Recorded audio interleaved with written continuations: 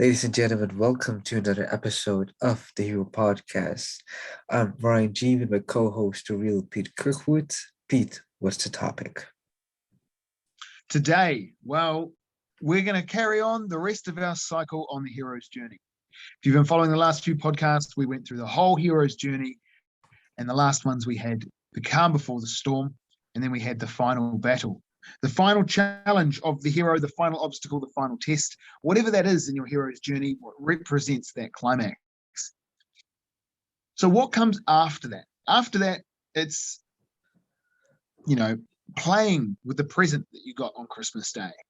It's relaxing after the fantastic Christmas meal. It's the come down from the party. It is what happens next, right? We build up so much to the event. We focus so much on the event, but we don't think about the most largest part of the hero's journey is what comes next, because the event's a singular moment in time, and next is the rest of your entire life. So that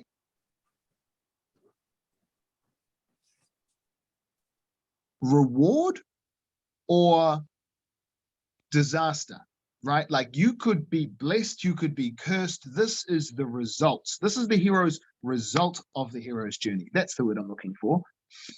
Now, I wanted to say reward, but we've already spoken about how a hero's journey can result in basically a failure and not work. And you've got to go from the beginning again because you failed a condition somewhere. So your result can be pretty crap if we're setting out to defeat the evil overlord and he kills you. Well, your reward is death. So your hero's result in that story is not so fantastic. But the reason this comes to mind is that there's almost like energetic laws that follow this, because we put this to the test. One of my clients has literally been through the hero's journey on a big scale. There's been a lot of people out to destroy his life. He's done a lot of shaking up of the world. He is a very serious activist, has been known and labeled as an eco-terrorist, and he's done a lot of things that have, pretty much shook the world. So when it comes around to anything going down, it goes down in a big way. And if you check out my social media, you can see some videos of him interacting with the police, breaking the law in front of the police, and the police essentially laughing about it and telling him off like a schoolboy. In fact, they ask him if he would like to be arrested. Not, we're arresting you, but so what do you want? Do you want to be arrested, or do you want to go, or what do you want to do? That's not normally how people get to deal with this, because this is the reward, right? This is how it goes. This was the climactic moment. He had to play his cards correctly, and he perfectly did. If I was to release the full video, you would see at the beginning, he made sure he had the right high-ranking levels of officers in play that he could go back and forth with at very high levels of law to make sure that everything went in a certain way. This comes around to sovereignty, which is something I will get into more and more and more for my clients and those who pay me. And it'll be covered in my upcoming event, How to Negotiate Like a Boss, next week. Get that one now. But what you got was a result where, after the final battle, it ended so victoriously that everyone's left sitting around in shock. And people very quickly realize we're social animals. We understand a shift in social power and a shift in the dynamics. So when someone's king and then they become dirt, people very quickly treat them like dirt and very quickly stop treating them like a king. But vice versa. When someone's dirt and then they become a king, it goes in the opposite direction. So the hero's reward is a logical conclusion of the actual story and all the other characters, forces, and interactions of the hero. And this one came to me last night because there was an epic battle yesterday with police, and then there was another one today with police. It was just fantastic. Today was the best one, and the filming is just fantastic. But last night,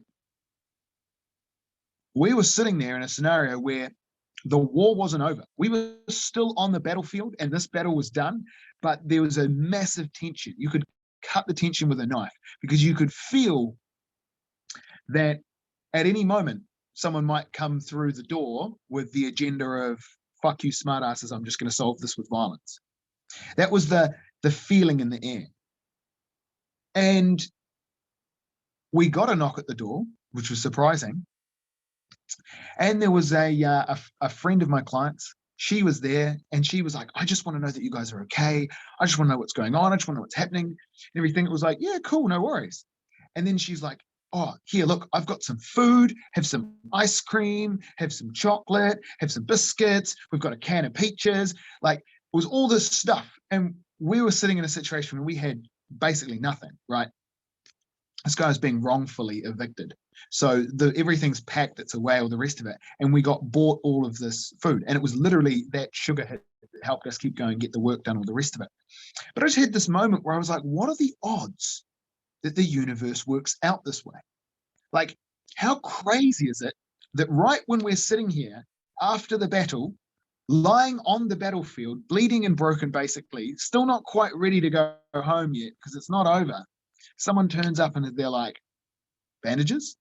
You know, it's almost like someone wrote this movie script. And when you think about it in life, a lot of the time it'll come to a point where once you've passed that challenge of the hero, once you've passed that final obstacle, all of a sudden, that's when the abundance kicks in. That's when the rewards kick in. That's when you've proved that you are the hero you said you were, and life treats you like it. Because internally, externally, as above, so below, the universe is aligned and you've earned it and you get your hero's reward.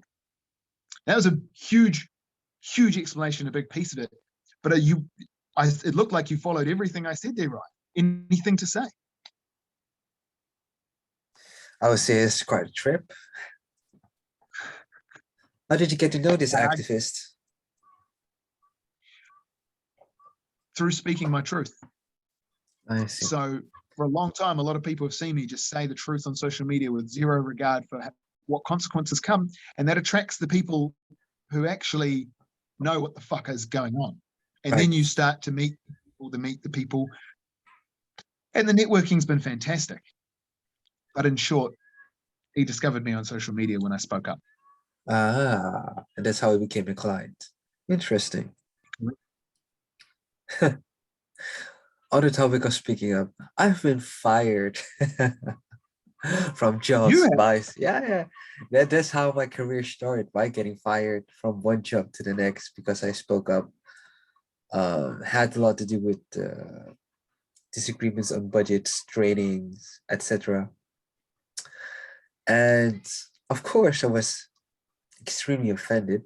But at the end of the day, a business is an organization, and if the leading head decides on being a disturbance, even though I wasn't, I need to be out, which was absolutely fine with years later. But it does ring true when I look at the quote-unquote vigilantism against your activist friend. Right. If I read into your video and the caption correctly, at the end of the day, it's always going to be almost a tribalism, us versus them. It's always going to be that, because even if I'm defending my truths and I understand my opposition, I can see where they're coming from. That doesn't mean my truth isn't ringing true for me, because it's my situation. It is my people. I'm trying to make the best out of a pretty shitty situation. And we all are trying to better ourselves and to that extent have a better life. And if anyone gets in the way of that, we have a fucking problem. I mean, and that's why I really enjoy seeing a grown man in his caravan. I'm assuming it's called a caravan, smoking weed right in front of the police. Oh, me in the Netherlands wouldn't even dare do that. Where weed is legal, smoke in front of the police. Just imagine that. I wouldn't even do it in front of my mom, but that's me. And just, even though I don't even know what exactly happened, before I got the explanation, I can't help but respect it because the dude is standing up for what he believes in. And speaking of which, let's look at activists, even though they're not per se portrayed as activists, Bob Marley. Good choice. Bob Marley is not per se an activist, but the spoken word. I would say, because he all he did was stand up for what he believed in, and that is what being an activist is. That's what being a hero is. And it was interesting when you said you got fired. That was your hero's reward for doing the right thing. Oh You yeah, that got was more removed from painful a reward. company. Well, there you go, right? Like that's that was the lesson that you learned. Like now you're incredibly grateful you went through that experience because you can see that you were let free, correct? Oh yeah, that was an awful job. I've been there. I know the exact feeling. When I left, I remember literally when I said, look, I need to take some time to process the fact that you're forcing me to tell this little old lady that she's a liar when she's not. I need to take some time. And the boss said, which job can you just take time whenever you want? And I said, no job. She said, exactly. I said, thanks. You've really made things clear. She's like, I'm glad I could help. And internally, I was like, I quit. I was like, I've quit in my mind already. Now I'm just working out how I'm going to do it. Like, I'm not just going to quit in your face because I'm smarter than that. I'm going to set everything up and then I'm going to hand you my resignation. But it's effective now. Like, I'm checked out from your business. Thanks. And it's that vibe when you're like, hey, I'm actually free of this situation. There's your reward, for standing up for what's right and being internally who you are. It makes such a difference. It's just the hero's reward, man. Like it might look like here's this kind of fugly, wrinkled, random, cheap metallic talisman, and you're like, oh, thanks. 4 years later, it summons genies and shoots laser beams, and wow, that was actually a pretty damn good reward, even though at first it didn't look that amazing. Over time, things can change for us. And I think, especially if we put the effort into growing and embarking on another hero's journey, the perspective is fantastic. For me for the adrenaline rush, right, for dealing Right. with police, and in that scenario is huge. Now, I did it yesterday, and I was shaking the whole time. Like, I was not even proud of how much I was shaking because my body was going, this is serious shit. Here's adrenaline by the fucking truckload. Just pour it in there. And I'm just trying to hold on to the camera, keep my camera footage going and not shake. But today, I'd already done that. I'd overcome that. It was so much more calm and collected. I was sitting around like, can the police hurry up and turn up? It took them 1.5 hours because they knew what they were dealing with and they had to make sure they had the high ranking officers and everything available. They Right. weren't dumb. And that reward, like, that is the result. I should say the hero's result instead of the hero's reward. The result of you going through a hero's journey is that you end up in a new place, a new paradigm. Everything changes for better or worse, because we often forget about the fact that life never stays the same. You're getting better or you're getting worse. There is Yeah. no in between. You can't stay the same. Now, you're going to get older. So you're going to get older and stronger or older and weaker. You can't change the fact that you're getting older. So you're always going to be changing. And it's up to you to make those decisions. Well, I really like what you said there. I really like what you said there because if we look at data analytics, for example, and you take the person, the life of a person, you'd often see this almost an L curve continuously, you know? But if you look at the curve of, let's say, champions, the moment they hit a peak, they double down on whatever they're doing, meaning the moment they have a stride, it's time to buckle down and do it.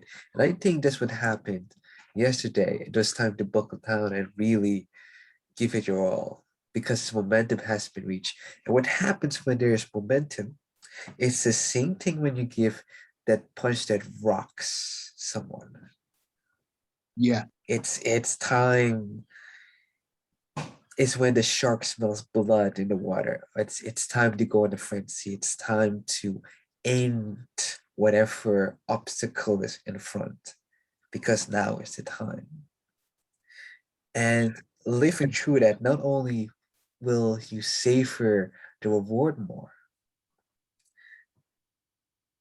but it's a demonstration of character. Because remember, as a hero, regardless of whatever hero's journey you're living, what kind of type of hero journey you're living in, there's always eyes on you. And if this was a movie, because it is a movie, if this was a movie, and I'm on the Schwarzenegger, let's say, and it's peak hour, and I'm shooting rockets from a whatever a jet, I better be damn sure I'm speaking my truths. I better be damn sure there's no hesitation in my words, my actions, and my being. Because if I fuck up against whatever obstacle, evil, lady, you name it, the consequence of that fuck up is so grand that to get back to that momentum will be insane. And for that reason, not only will I not fuck up, I am willing to put my life on the line for my truth, my life, my wealth, my current relationships, my new relationships, whatever. It's me versus whatever's in front of me. And whatever's in front of me, the moment I'm done with it, it's part of me. Like the lion eating the lamb. Once it's been devoured, it's mine. Yes, I see where you're coming from, because it's like there's like a no turning back point. And you really have to be committed to walk past it. And you think you'll be able to handle it until you get to that moment. For example, in my past, I had faith and I had trust in someone who turned out to be an absolute total psychopath and ripped me off for over $100,000. So I'm going into a situation where this client, is everything he says true? Is he leading me on? I've been in a scenario where I've been manipulated by someone to go down the rabbit hole. What if I actually have it wrong about him? What if I am not defending an innocent man who's being persecuted, but what if I'm defending a vile criminal? What if I've got it wrong? Now, I know if I hadn't have been through that experience where I know what a vile criminal really is, that in this moment, I would have those second doubts, but I can make that judgment of character because I've actually had to go through that experience before. I've already completed that hero's journey. I've already ticked that box. So when I'm standing there and it's getting real, right? Now the police are involved. Now my name is being recorded. Now there is a mob over there who are starting to work out who I am, what I do, where I live, where I go to train my martial arts, and this sort of stuff. And they want, they want to know my school. Right? They want to go and turn up. They want to start coming after me now because I've defended this person. And I had to deal with that. When he left with a policeman, which they really were not impressed with, that he was like, yeah, just jump in the front seat. I'll give you a lift out of here. You've been trespassing, you've broken the law, you've done all this, and just hop in the front seat and I'll give you a ride down the road to where you want to go. They were all absolutely incredulous. And then every single person's attention turned to me. And so I'm standing there, my car's there, all my stuff's there, all the rest of it. And they're like, you were the one who stood here and defended the whole time. I was the one who stood there with a camera. I was the one who stood there as a witness. I was the one who made sure that there was zero violence. And they weren't happy with me. And straight away I got trespassed. And I was like, oh yeah, okay, yeah, that's cool. Like, no worries. But I was well aware that in that situation, that those police, I was very grateful to have them around. Normally, that's not the case. But I got in my car and I backed out. And as soon as I got in my car and closed the door, I could hear them doing the gossip thing. Like, the gossip thing, like when the cool person does the bomb shit and walks out of the room and then everyone starts, did you see that? Oh my God, did you see what he said to her? That thing goes down. And I was just like, yep, well, I'm driving out of here and I'm not coming back. And I'm not sad, because I know that even though there's some good people here, overall, this is a scummy area and we're happy to move on. But I had to have that point to put my reputation on the line, to get trespassed for doing nothing. I did nothing wrong, but I got all painted with the same brush. And people are afraid to take responsibility. People are afraid to stand up. They're afraid to get a result for being a hero, because it could be hard and it could be challenging and your life could change. But at the end of the day, there's some very ridiculously impressive things I'm working on in the background that I'm not going to speak about on a public podcast that's going online. That's just stupid. Those results are getting world changing. But what's happening is big stakes on the line. Big stakes on the line. People 1 degree away from someone being assassinated, like actually was assassinated, and there's a very suspicious trail of everything around it, which I'm not going to get into because I guarantee you people watching this podcast will actually know who that individual was. In fact, it wasn't the only person. But that is the world that I'm starting to live in. And I made those decisions. These are the results I wanted. I wanted to change the world, and I was aware that this is how the game is played at this level. So here we are. And realistically, look at the result that we're now at. There's a few platforms that are picking up this podcast and putting it out there. There's a few people we've been speaking with in very high positions in the media industry in terms of marketing it. We have a regular few men who consistently turn up and come and contribute and come and vibe and consistently turn up live, let alone a good viewership, versus when we just kicked this thing off at the beginning, like what, half a year ago? You know, it's changed. And here we are. We've been through a hero's journey, and our result is we now have a moderately successful podcast. Yeah, sure, we're not Joe Rogan, but at the end of the day, like, there's a lot of people out there who are literally going, man, I wish I could have a podcast. And that's it. You know what's funny about that? Literally 2 years ago, I had a dream. I had a dream to start a podcast about BJJ, whatever. Only it's to, in the most dire situations, meaning the lockdown, figured, fuck it, might as well start it now. And look what happened. We're like, this is episode 21 or 22. Yeah, it's almost half a year. Crazy, isn't it? Like, and you're right. You had an idea, man, I'd like a podcast. It'd be cool to talk about BJJ. And we did the Hero podcast, and we spend probably a quarter of most episodes talking about BJJ. Like, yeah, that is true. That is true. That is true. That is. Funny enough, yeah, that is true. That is very true. But isn't it funny? Isn't it funny how our podcast went through the hero's journey itself? Oh, it's so meta. It is so ridiculously meta, because it all started out as an idea, and I just simply reached out and put it on the table, and look, we are now 22 days later. Brilliant. So I'm always challenging Jason Phillips and Tony to start their own podcast. It makes a lot of sense with Jason Phillips because he is literally becoming the public speaking expert within the IMC. And I'm sure if Jason Phillips could speak, but he's free to do so. And same with Tony Cash. Make it the Tony Cash podcast, TKP. While he vibes to some wretched ass music, probably. Did you guys have anything you want to contribute? Miracle J, Tony? Yeah, I actually, funny Ryan called me out like that, because I actually do have a podcast. Oh shit! Really haven't been. Joke's on you, bro.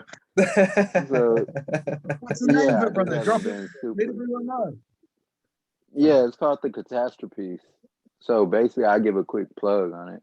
Maybe to kick my ass in the gear to get back into it. So the theme around it is, again, it's called The Catastrophe. It's a word that I coined which is when a catastrophe happens, but you find a way to get the best out of the situation and turn it into a masterpiece.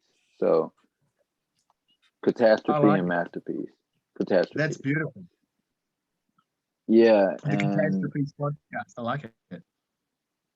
right. See, what I wanted, my vision for it was to scout and find people who's been in fucked up situations or things that they thought were a catastrophe. For example, you dealing with a guy and losing $100,000. And I'm sure that had an impact on you becoming who you are right now and your success. Boom. That's a Oh yeah. catastrophe. So yeah, I wanted to have people on and interview them about that. So Can I share an idea with you, Merkle J? yeah, go ahead. I would suggest starting it and either just doing it yourself and then bringing on a new person each week and lining up someone and always lining up a backup or two, right? And you can ask them the question, what is the worst thing that has ever happened to you? And how did you find something good out of it? And that is, to me, that sounds like how you would find what a catastrophe is in somebody's life. Because I can think of a couple of other scenarios where something ridiculously bad has happened to me, but I've found a way that it actually became a good thing. Does that make sense? Yeah, yeah, that makes sense. And I'm glad you said that because the way I had one guy on so far, and we still haven't finished the episode. He had a really, really rough childhood, man. He was addicted to drugs, was in and out of prison since like a very, very young age, and found Man, a way to turn it around. Yeah, man, he was like bad, bad, horrible. And now he finds himself in a place, wanting to give back to people, and that was his inspiration for even wanting to do the podcast. But since I'm here and I have a guy on this podcast, how about Pete? We set it up, man. How about you come on the catastrophes, man, and be a guest? 100%. I will definitely be happy to be a guest on your podcast, brother. Yep, no, 100%. There's a lot of, I got a car crash and I got a psychopath, and there's two straight off the top of my head I can think of we can discuss, so we can go from there. Nice, nice. Yeah, yeah, dope. That'll be great, man. You'll be my first guest. All right, fantastic. Look at that. Like literally, we just created a podcast out of the memory of the fact that we were creating this podcast and it's come round in a loop and the hero's journey goes round again. Hey, there's the result, right? Literally, hey guys, turn up to my podcast and you might get your own started, right? Like that's a pretty good marketing tool. What a result, man. That's awesome. That's awesome. Do we have anything else? Because how long are we going today? Oh, coming up about half an hour. That is true. That is true. Anything else we need to talk about? Let's see. Milk J, let's interview you just as the concept of from the deepest, darkest places. What has been your hero's reward? Meaning, looking back, what have you gained from all these painful memories? Or that is not even all of these painful memories, but what is one of the most particular rewards that you managed to get? In my case, would have been I never enjoyed kicking until I started winning championships, to give a small example. I want to know from you a similar case. All right. So just to make sure I understand the question, what was I guess my biggest hero's reward Yeah, from going through everything that I went through? yes. It would have to be, man, I'm tied between two. It would either be between the powerful relationships that I've never would have made if I hadn't been in this situation and was able to Good have answer. people have that certain perception of me to even want to speak to me about something like this. Is between that and the mindset that I have and the paradigm shift that I've had from experiencing a near death experience. Not only that, but the moments in my journey where I've experienced the lowest lows. Like, for example, one big reward that came out of it was, I remember when I was in a wheelchair, I was sitting down in the living room, no one home, I was by myself, and I got really, really, really, really depressed. Really depressed. I mean, I started crying, I started feeling suicidal, thinking of ways to end it, pills, whatever. Because I'm home alone. No one's gonna fucking stop me. But something came over me, and I said, "Fuck that! Fuck that! I'm gonna get out of this mood. I'm gonna get out of this wheelchair, and I'm never gonna feel like this again, ever." And that was a 100%, 1000% commitment. From that day, every single day without failure at noon, 12 o'clock on the dot, I will walk up and down this narrow hallway outside of my front door of my apartment, like just back and forth until I got hella tired. And eventually that led to me getting out of a wheelchair. And it led to me having this unbreakable mindset, knowing that once you make a decision to do something, if it's a real decision, is gonna happen. So that was a big shift for me, and that's one of the biggest rewards that I never would have gotten any other way without That's going through massive. that. Yeah. Yeah, brother. Like I can feel exactly where you're coming from, because that ability to when you're right down, down, and you just fuck that, right? Like I could hear that grabbed me inside somewhere. You know, fuck that, because I've been in shitty situations where that's all you can say, and you're like, this whole need. You're just like, fuck that. Like, no, just no, no, no, no. You just refuse, and then you do more, and that is a hell of a reward. You know, like there's a lot of people where they just won't get that moment that that changes. It'll just be a continual slow, whatever justification. Oh yeah, and it never coalesces in that powerful moment. That's powerful, brother. I like that. That's a fantastic reward. I think that you highlighted something very, very awesome there. Is it's important to remember the internal reward that we get in the hero's journey and the external reward, right? The networks and the connections and things. That's a very powerful external reward, to know people. You know, the people I know are such good people that I let them handle so much of my business that I could not do it without them. Like, I don't understand enough. I don't even know enough. But they have the expertise and I have my expertise, and we can work together because we've got to that point. And I mean, I could go off on a few tangents here, but sticking to the point there, who you know can be such a powerful thing. What you know can be such a powerful thing. It's the internal and the external.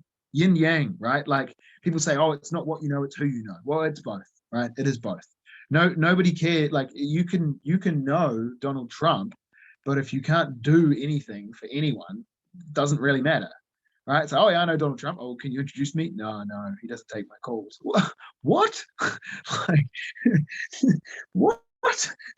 Then you don't really know him then. Oh, yeah, no, I know him. When I see him, he knows my name. It's like, bro, it doesn't count, right? And at the same token, it's I believe Arash mentioned it. You know, if you're only 25% friendliness on the scale, and you've got every stat maxed out to being a complete badass, well, you're just going to end up becoming a criminal because you'll never associate with another human being and build any kind of relationship or bond. It doesn't matter how much you know. You can have the whole sum of human knowledge in your head, but if you can't communicate with another human being, you're a loner and you're alone. Human beings become very powerful in groups. It's not gonna work.